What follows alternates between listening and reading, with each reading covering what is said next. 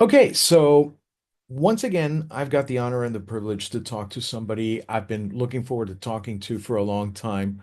Her name is Allison Smith, and you may not know her, but you do know her in the sense that you've probably heard her voice in a lot of the stuff that we talk to every single day, especially if you're calling places that speak English.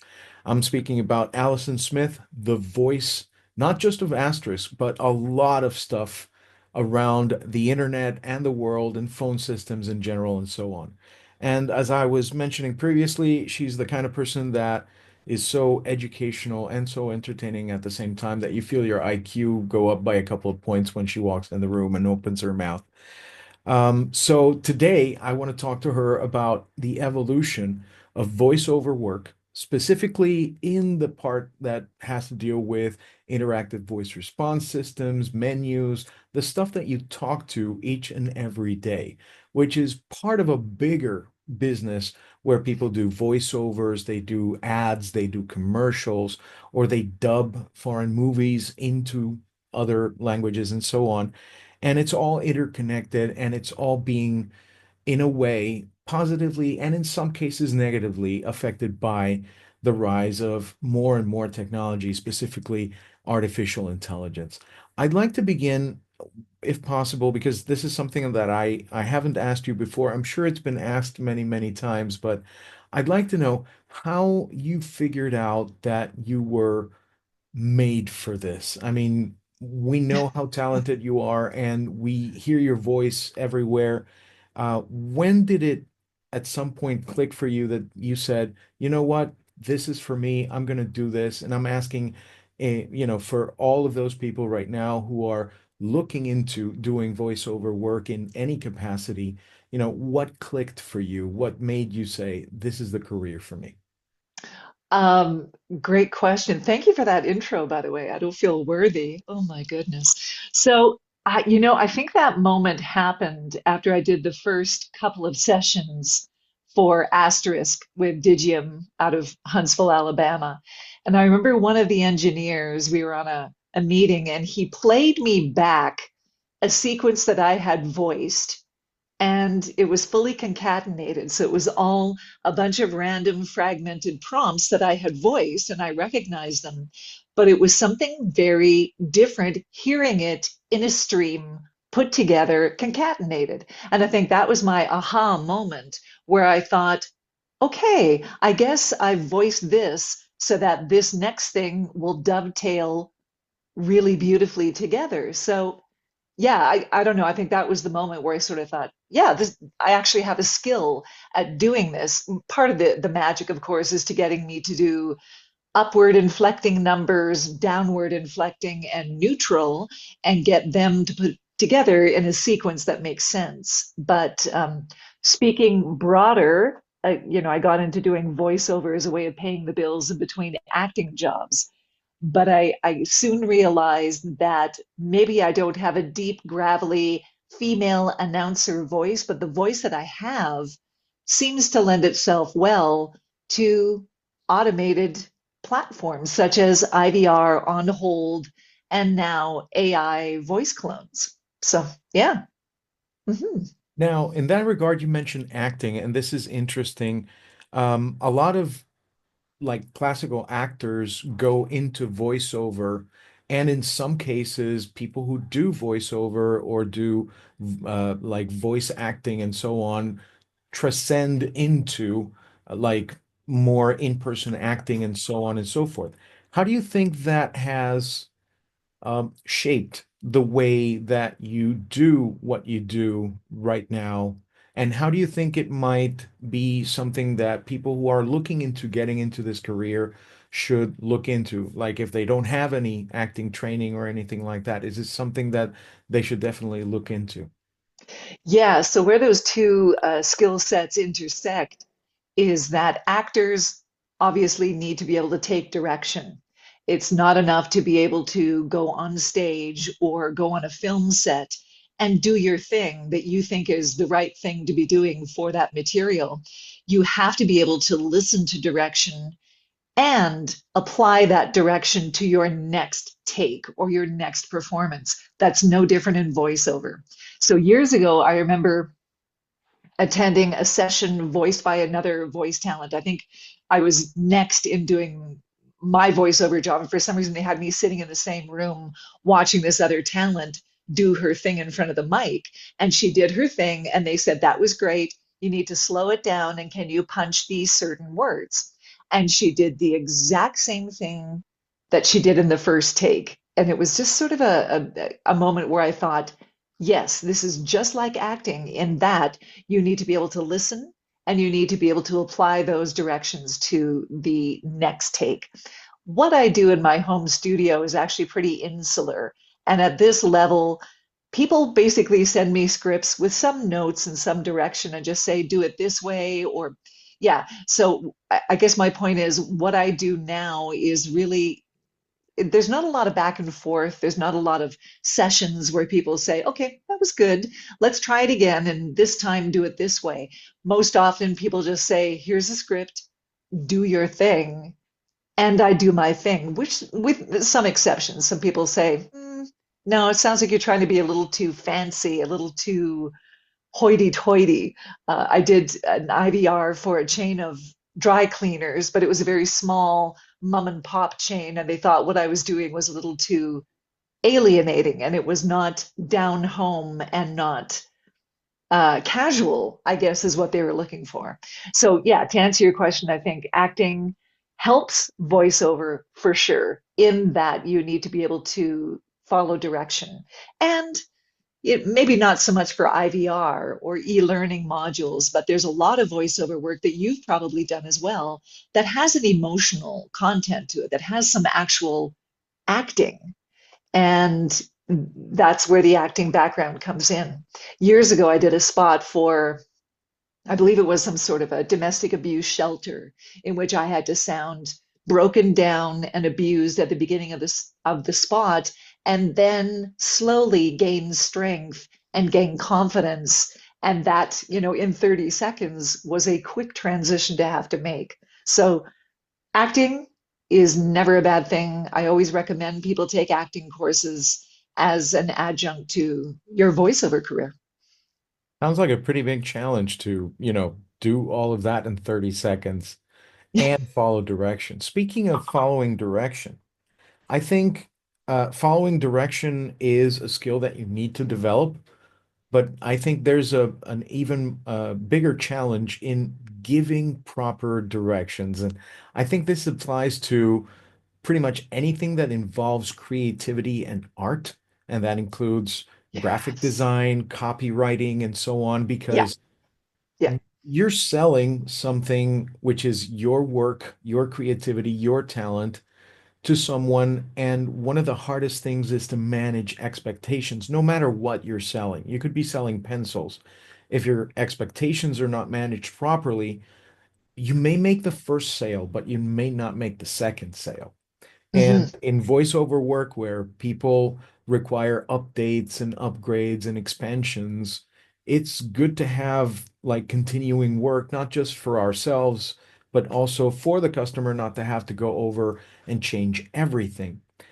In that regard, I've seen that there are books titled things like How to Lead from Behind or How to Lead When You're Not the Boss and so on.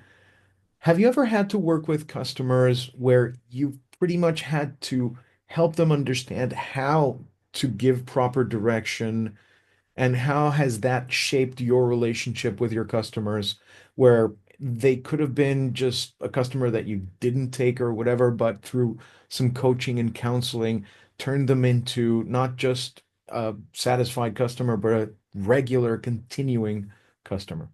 Yeah, I'm so glad you asked that. So I think my role has expanded from just being a voice talent. And sometimes I put that parameter on myself because I've been so trained when I started doing voiceover at public studios. There was just sort of an unwritten rule that you do not pipe up and offer suggestions, suggest changes to the script, or even recommend changes to the approach. You just didn't. As the voice talent, your job is to go in front of the mic, read the script as written. If you're asked for your opinion, absolutely give it. But generally speaking, it's a don't speak unless you're spoken to type situation. So being self-employed with my own home studio that I've had for close to 30 years, the paradigm has changed a little bit. I think people respect my opinion a lot.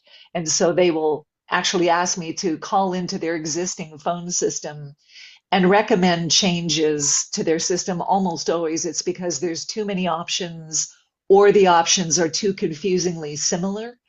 You probably called into a company and thought, okay, what I'm calling in is a little bit about option two, but it's kind of like option three. What do I do? That kind of thing. So many people will ask my opinion about the actual phraseology of their prompts. But what I really love is when they say, I don't know. We have a high call drop off rate. I think people are being alienated or not engaging with the phone prompt. So that's kind of where we get a little gushy. We get a little, a little airy with our approach. And yeah, I love it when I can offer suggestions as to ways that the caller can be engaged. Here's a really key thing. Everybody loves to figure things out with this. They want to go online and go to the FAQs and find the answer to their problem. And most of us resolve most issues that way. If somebody is actually calling into a company, they have a problem that is either so specific or so rare, or you have to really think about the idea that they're probably an upset or irritated customer. Imagine if everybody had that in mind when they wrote their phone system. There wouldn't be 12 options that you ask the caller to endure. And it would be fast moving and it would be very, very respectful of their time because I hate calling. I actually hate being on the phone, which is ironic, but I really actually hate phoning. So if I'm phoning a company, it's because I'm in the weeds and I need an actual human to solve my problem. And I can't endure 24 prompts. Whenever I have to call my bank, it's an ordeal. I know I have to set most of the morning aside to just maneuver through their bot, which is not helpful at all. He doesn't recognize really simple commands that I give him. And I think I speak fairly clearly. It's my job you know, yeah, it's things like that. So, yes, I love offering suggestions to clients about ways that they can improve their system, but almost always it is keep it short, make sure that your prompts are respectful of the caller's time and their patience, because those are two commodities that people are very short on these days. Now, you've mentioned that sometimes customers and clients will be open to suggestions, improvements, and Mhm. to partake in your experience that is so valuable and which makes your work more valuable for people in a world where there's AI and people can, whip up a new voice or whatever pretty much out of thin air. That being said, has there ever been an opportunity with a client that you've had to decline without going into, specific details unless necessary, but where you said, no, I'm not going to say that, or I'm not going to do that because I don't want to put my voice to something that I don't feel personally reflects my values as a person or as a professional. Mm. I would have to exclude any offers to voice spots for certain political candidates. That has actually come up. Yeah, I have had clients. I was on a meeting once with a group of clients, and they were designing an IVR, and it was for, yeah, it was promoting a political belief that was, not inclusive, let's just say that. And I just remember making it through the meeting very, very politely, but then messaging the engineer who hired me and said, I'm going to have to recuse myself because they're representing something that's um, offensive to me. Apart from that, there was an incident a while back where somebody wanted me to voice an IVR that emphasized that their support is US based and it's not offshore. And so they wanted me to adopt an East Indian accent to say something like, by the way, when you call into our support center, you're not going to hear this, and have me do an East Indian. And I I can't believe I just did it here. But also, I said, no, no, no, not comfortable doing something like that. There was actually a client not that long ago that wrote something to the effect of they listed the options and then they said, if none of these options apply, please hang up and go to our website. And I said, no, they've already been to your website. They really have. If somebody's calling in, they need your help. So don't say, oh, well, if none of our options apply, then, bye. It shouldn't be like that. Yeah, Or it could be a person with like a visual impairment and your website isn't inclusive for people with visual impairments. That can happen absolutely. too. Yes, IVRs that are geared towards senior citizens, just by their very nature, need to be slower and there need to be bigger pauses to allow for retaining of the information. Not to imply that all seniors are, need special handling, but there needs to be a certain sensitivity with the user base. Yeah, Yeah, and English is not everyone's first language either. So definitely it's something to take care of when you're thinking about how people are going to listen to whatever it is you're trying to tell them and communicate. correct. Now, in that regard, your voice is one of the most, I would say, iconic, distinguishable, and so on. And it's up there with like the classic voice of the AT&T system that you mentioned in one of your talks. I Yeah. remember very fondly about 15 years or maybe a little bit more ago. Yeah. And have you ever had to uh, tend to a customer that says, I don't want the Allison from Asterisk voice. I want this other type of voice or this other type inflection. How do you work that into the process of what you do?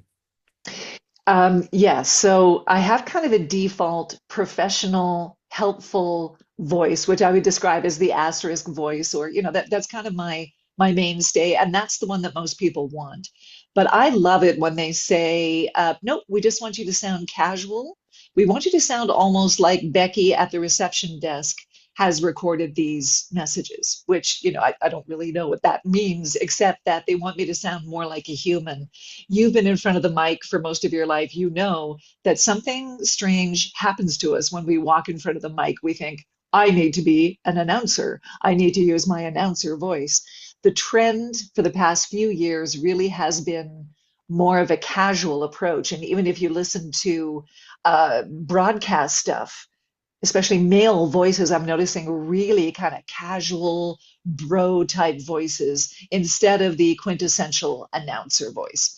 So, yeah, I am capable of doing lots of different approaches with IVR. And sometimes that professional, clipped, almost robotic voice is not what people want and not what they have asked for. So, it helps to be.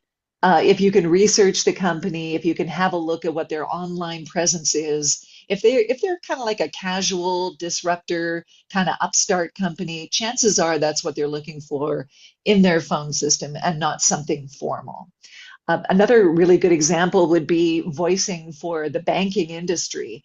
I've done a few financial firms, and with one company, I made the mistake of going, okay, I need to voice serious. Money is serious, investments are serious, and they're going to want like a really serious voice. And they were actually changing their approach and trying to lure more younger clientele and try to demystify money and investments. So what they wanted was really a more approachable, hey, you don't need to be a millionaire to bank with us. We can demystify investments and that type of thing. So they were actually after more of a casual, friendly, this is not a problem, I'll help you with this kind of voice rather than the traditional banking formal voice.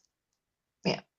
Now, in that regard, sometimes customers will come back to you and say, hey, remember that voiceover you did so many years ago with that Becky voice?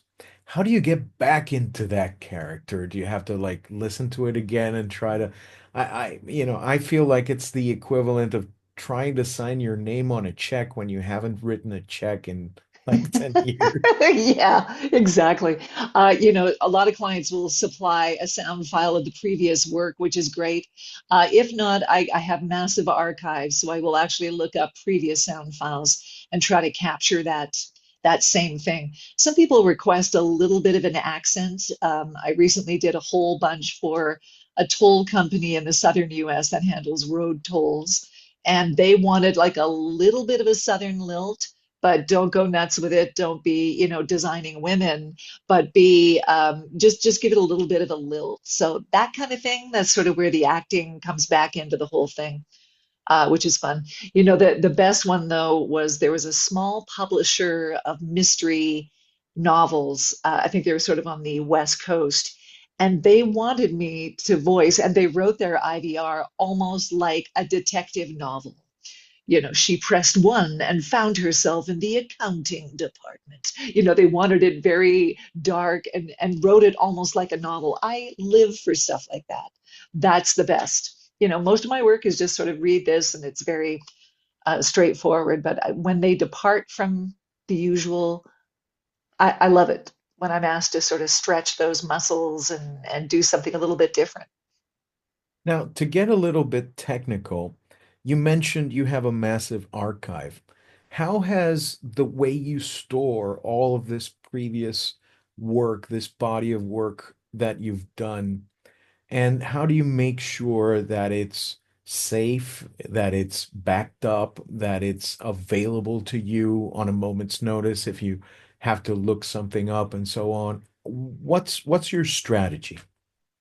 I should probably book an appointment with you, being a cybersecurity nut, because yeah, I should probably do a little bit of a tune-up. That being said, I have a few cloud-based storage options that are secure-ish, who knows? Yeah, so a lot of it's there. I have many of my older stuff on physical drives. So the challenge with that, that's hopefully going to come up in this next year, I'm looking to develop an AI voice based on a lot of my old material. So it's using a lot of the archival sound files that I have on hand and exporting those into a format where a speech scientist can actually take it and build a voice clone of myself. So that's exciting. But yeah, it's figuring out the mechanics of exactly how to transfer those files to the speech scientist. That's going to be our next hurdle. Yeah.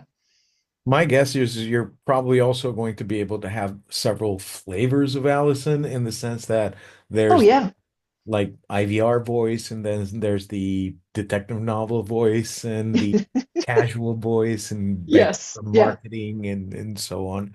Exactly. That really sounds pretty interesting. So It I'm does. Yeah. really It's kind of looking one of forward. those things. Well, you and I were chatting about, AI taking over the voiceover industry, and this is just sort of one thing that I'm doing to hedge my bets against people preferring to go to an AI option, which unfortunately I think is changing the industry a lot. I have colleagues that work in e-learning, and they're noticing a huge hit to their industry with people designing an e-learning module using an AI voice, and they're finding that almost like 9 times out of 10, the clients will say, let's use the AI voice instead of the actual human, which is, terrible and very devastating. I've noticed a little bit of a hit. I think some clients have decided to explore AI, so, yeah, I've had a couple of voice clones built of myself that are available on Murph and 11 Labs. But this one that I'm building myself, I think will probably be a pretty good legacy to leave behind, and also a way to guarantee that people will have access to my files long after I've retired, which will happen probably sometime in the not too distant future. Well, I hope it's as distant as it can be, because I really enjoy watching your career and all the places that you've been in, in your voice form and so on. So it's really great to know about that. Um, Thank you. in that regard, what advice would you give people that are just going into voiceover or are thinking about getting into voiceover? maybe a couple of years later than you did, so it's a little bit more challenging now with all of these other options. How can they not just make it in this field, but make it as long as you have by being adaptive and rolling with the punches and facing all Mhm. these challenges right now? Yeah, my mentoring has really changed. It used to be a few years ago when people approached me about, giving advice about getting into voiceover, and I'm always very happy to field those questions and have been my whole career. It used to be a lot more straightforward. It used to be, okay, you need some good demos, pardon me. I always tell people to avoid the online agencies just because they seem to be very weighted towards the agency and away from the talent, and there's massive talent pools online, so it's really hard to stand out. So yeah, I used to do those standard things. I used to recommend people take voiceover workshops, take some acting classes. Now it's a little bit of an unknown just because AI has changed the whole industry. I would say in the last 2 years there's been massive shifts in the industry caused by AI. So, what the future holds for somebody just getting into voiceover, I'm not too sure. But definitely, you mentioned things like diversifying, having your own natural, organic, from the ground up voice available, but perhaps looking into having voice clones built. I was on a website for a voice talent recently, and she mentioned something on her site about there are no voice clones made of me. What you get is 100% natural. And I like that approach.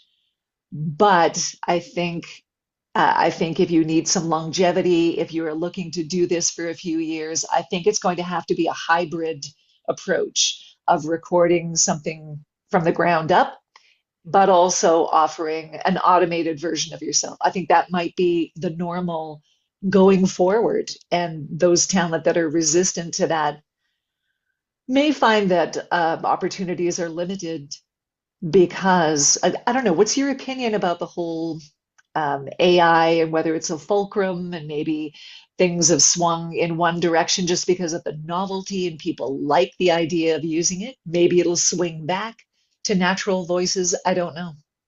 Thank you for asking. I'll tell you what my Mhm. opinion is. Sure. First of all, I remember that this kind of conversation was already happening more than 20 years ago when Hmm. Roger Ebert had a health issue that prevented him forever from ever speaking again. And Yeah. through technology of the time, which took months and a lot of resources, they were able to create a voice clone of himself that he could continue to use to work on the radio because he was not able to be on television because of his health situation, but he could continue to have his voice heard, his actual voice heard. Yes. And if you go back a little further, there's the case of Professor Stephen Hawking when he Yeah. was offered to have a more modern voice, more natural voice for himself. He said, "That's been my voice for over 20 years. I would feel weird if I spoke Yeah. regularly like everybody else." So I don't think I can know what the future is, especially right now when it's so chaotic. And in the sense that, like you mentioned, this might just be a pendulum swing where it goes Hmm. off to one extreme and then we go to the other extreme where maybe people will value the naturality of the spoken word in a way that we can't really predict right now, but it's a possibility. Yeah. I would say, like you said, I would hedge my bets in the sense that if for any reason I were to be unable to speak, I would love to have a way to have my voice remain for me to Hmm. use and Yeah. for whoever remains after me, my family or whatever, to receive any benefits and, not just leave it out there for people to use in whatever way they please, especially because they might use my voice to give a voice to causes for which I don't feel aligned with, whatever those Exactly. causes may be. I mean, I'm Exactly. not Yeah. here to judge, at least not Yeah. publicly, but yeah, I completely agree with you that, it's your legacy, it's your identity, it's a part of who you are. You should have a say in it in that regard. Absolutely. You know, yeah, I love the Stephen Hawking example. But when you sign on with something like Murph or 11 Labs and they build a voice clone of you, in the agreement, they talk about things like hate speech and how they will do their best to restrict the use of your voice for something that would be, fall under things like hate speech or racism. But they really cannot police how it's used or even control something as simple as a text to speech thing utility, how those sounds could be broken down and used for nefarious purposes. I remember years ago recording some spots to elect the mayor of our city. So we were in the studio and the mayor was there. It was great to meet him. And he was amazed. And this had to have been like in the late 80s. He was amazed at the idea that they could just take a clip of one take and put it on the tail of another take because we prefer that clip. That's really rudimentary audio editing, but he was in shock. He said, "Oh my God, you could make me say anything at all." And it's like, yes, sir. And that was way back then. Now, and I've always thought about this with all of my work with Asterisk, Free Switch, Free PBX, all this open source stuff. Yes, my sounds are out there and they're fragmented, and anybody could put anything together to make me say pretty much anything. You just kind of have to maybe lose that control impulse to monitor that because it's really out of your hands, and even more so with AI. Yeah, in fact, that was one of the topics that I was discussing in a panel about disinformation and misinformation on the internet. A lot of people Hmm. were worried about deep fakes where they can actually take clips of you and make you Yeah. say anything. But one Hmm. thing that came to mind is what people are now calling cheap fakes, where you don't even spend the money to use AI. You just pick clips at random and put them in different order and make people say things that they didn't say or say them in a context that was not Absolutely. what they meant. Yeah. So it's Yeah. a really big challenge right now, not just for journalists, but also for people in general to determine what is objectively a fact and what Mm. is something that people want you to believe out of incomplete or out of context evidence. So Yeah. it, Absolutely. it's something that people Uh, have to train for. I would say at least once a week, Alex, somebody sends me a TikTok video and they say, "This is you voicing it." And I don't know if they send it to me to ruin my day. Often it does because it could have come from a legitimate source. It could have been somebody purchasing a license on 11 or Murph. But more than likely, it's probably somebody who has obtained those sounds and is using it without compensation to the artist. And that's kind of what it's all about. Visual artists are noticing fragments of their work being ripped off and used without compensation. That's what it's all about. So, and it's impossible to safeguard and monitor and hold people accountable. So, I think the next few years are going to be interesting. But yeah, as I say, I'm kind of easing out of the business. I'm embracing semi-retirement and I'm in a good position. I know other colleagues that are having to look for work in completely different industries because they're noticing such a deep hit to their well-being, and it's kind of sad. Yeah. And I Yeah, think you can have legislation, but it's definitely trying to put a bunch of toothpaste back in the tube once it's out. It's not going to yeah, be easy. It's probably going to be messy and it's probably going to take a lot of effort. And I think it's in the hands of us as consumers of information, of services, and things like that to make sure that when we see companies or individuals or causes or politicians or any other organization using the work of others to harm, we need to hold them accountable for that because absolutely. th the authorities will probably take longer than they would want to because they either Yes. don't have the legal framework, they don't have the investigative resources, they don't have the punitive resources to go after those who seek to cause harm using other people's hard artistic work. So it's Yeah. up to us as consumers to hold them accountable in that Yeah. regard. Absolutely. I've met with intellectual property lawyers on the verge of, doing this AI thing. And the best we can do is write up a strongly worded agreement that just says, "Hey, I'm trusting you that you're not going to go ahead and do something bad with this." That's the best we can do, is to make them aware that we're aware that something bad could happen. But apart from that, there's really not much we can do.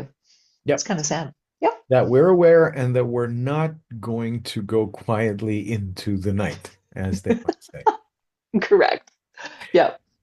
Well, it's been excellent talking to you. I'm really It looking forward always to is talking to fun you talking again. to you, Alex. Yeah. I remember us being kicked out of a press room at a conference because we were just nattering too much and people were waiting to get in. So yeah, this could go on for And again, hours. that's one of my pet peeves. A lot of these events should have quieter, more accessible Oh, press rooms because it's yes. really hard to hold an interview where there's a huge speaker belting out, at full volume and so on. I Yeah. can't tell you how many interviews I've lost to bad audio. And I've had to invest in like really good microphones that are very directional and don't pick up as much Yes. noise, and it's really hard on people when there's not, a good room to do interviews with. But at least I've got the best people to interview, and you're one of them, and I'm really Oh, that thank we you, got to Al. share this time. And hopefully I'll see you in, I don't know, a couple of weeks or something, and see how you're doing and how your voice is being, turned into something that can provide value and entertainment and information to more and more people. And I'd love to also dive deeper into the coaching that you've given to your customers, or about how to make these systems more amicable, more navigable, more, really Yes, valuable for people who would probably rather get a root canal there than call their bank. exactly. Or the DMV or the IRS, stuff like that. Yeah. Yeah. Well, Yes. thank you again. If people want to get Thanks, in touch Alex. with you, or, look at your work and Mhm. understand all of what you do, how can they get in touch with you? How can they find out more about what you do? Sure. So my website is theivr.voice.com. You can message me at Allison with two L's at theivr.voice.com. The other thing I wanted to mention is that as a sideline, I do offer vocal coaching, and it's become a sideline that might actually take over as a retirement project. Who knows? I'm coaching some podcasters in London who do a cybersecurity podcast. I'm doing live coaching with people in town who are corporate speakers and just want to do better with presentations and that sort of thing. It started with me coaching, believe it or not, my yoga instructors to stop using vocal fry because a lot of them do, you guys. So they do that. So it started with me coaching them, and then it's turned into this whole coaching of podcasters and corporate speakers.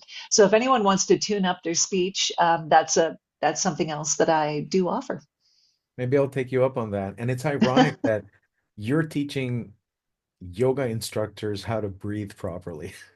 Or to speak properly. Yeah, Yeah, absolutely. and Yeah, yeah. breathing is part of that. I mean, It's a I huge part of know the thing. I know Yeah. that if I don't pay attention to how I'm talking or whatever, if I start slouching a little bit, my voice. Oh, yes. Yeah, I mean, when I do my voiceover work, I press the button on this the stand-up desk and do it Yeah, standing up because I know absolutely. it will sound different. Yeah. Gives Unless gives I want to sound everything room to work. yeah, if I want to Yeah. sound depressed, I'll just go like this over. Yeah. But yeah, it's ironic. Although I also imagined you for a second teaching the Terminator how to speak better or something. That would be a challenge. Definitely. Well, I hope to see you soon, and I'll keep an eye on your Absolutely. career as well, and maybe I'll take you up on that coaching as well. I'll look into There it. we go. Thanks so much for asking me, Alex. It's an honor. Thank you.